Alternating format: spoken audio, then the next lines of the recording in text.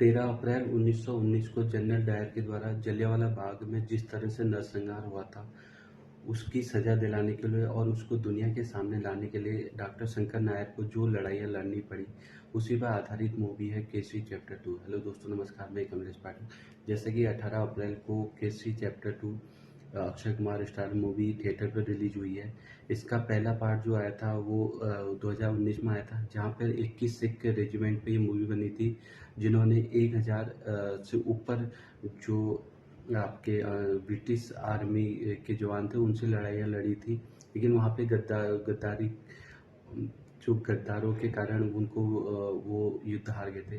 लेकिन ये केसरी चैप्टर 2 है, यहाँ पे जलियांवाला बाग हत्याकांड के बाद जो जनरल डायर को जो सज़ा मिली, जो सज़ा दिलवानी थी, और उसके बाद जो जलियांवाला बाग हत्याकांड को अंग्रेज़ों ने पूरी तरह से दबाने की कोशिश करी थी, लेकिन उसको दुनिया के सामने लाने के लिए डॉक्टर शंकर नायर ने जो लड़ाई लड़ी थी, उसी पे आधारित मूवी है केसरी चैप्टर 2।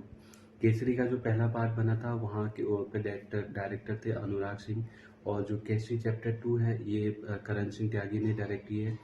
इसमें आर माधवन और अनन्या पांडे भी हैं। बाकी और भी इसमें एक्टर हैं।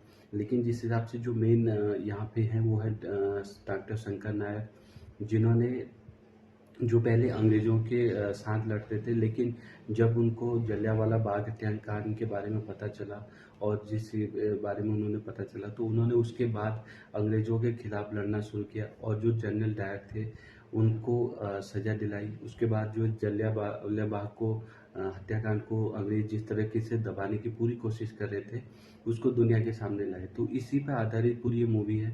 पहले से शुरू से लेकर लास्ट तक आपको ये मूवी पूरी तरह से इमोशनल करेगी। बाकी जो एक्टर हैं उनकी बेहतरीन एक्टिंग है। आर माधवन जो हमेशा से एक बेहतरीन एक्टर रहते हैं, और उसके बाद अक्षय कुमार की एक्टिंग और अनन्या पांडे की यहाँ पे एक बेहतरीन एक्टिंग लगी। जो इससे पहले जो मूवियाँ बनी थी वहाँ पे उनको ट्रोल किया जाता था, लेकिन यहाँ पे उनकी एक बेहतरीन एक्टिंग देखने को मिली। उसके बाद जो कहानी है, जहाँ पे हम कहानी पे आते हैं, जलियांवाला बाग हत्याकांड जो हमने किताबों में तो पढ़ा है, लेकिन जब ऐसे आज थिएटर में देखा तो लगा कि यार जब ये घटना रियल में हुई होगी तो कितनी दर्दनाक हुई होगी।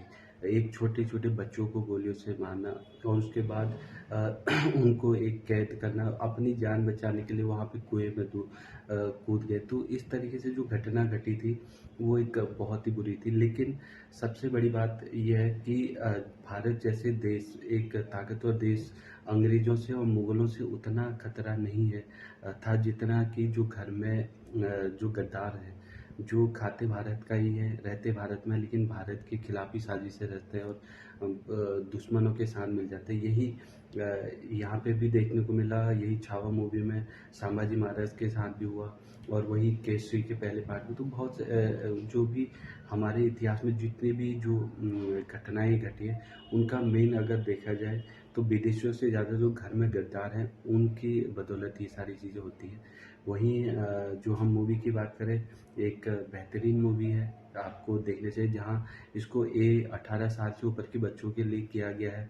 लेकिन मेरे हिसाब से जहाँ पे लगी, जो मूवी का पहला सीन है, जब जो जलियांवाला बाग हत्याकांड दिखाया जाता है, वहाँ पे कुछ सीन है जो बच्चों के लिए नहीं है। बाकी पूरी मूवी बच्चों को सीखने के लिए है और उनके लिए देखने के लिए, तो मेरे हिसाब से बच्चों को ये देखनी चाहिए। बाकी जो लोग देशभक्ति से प्रेरित हैं वो भी ये देख सकते हैं।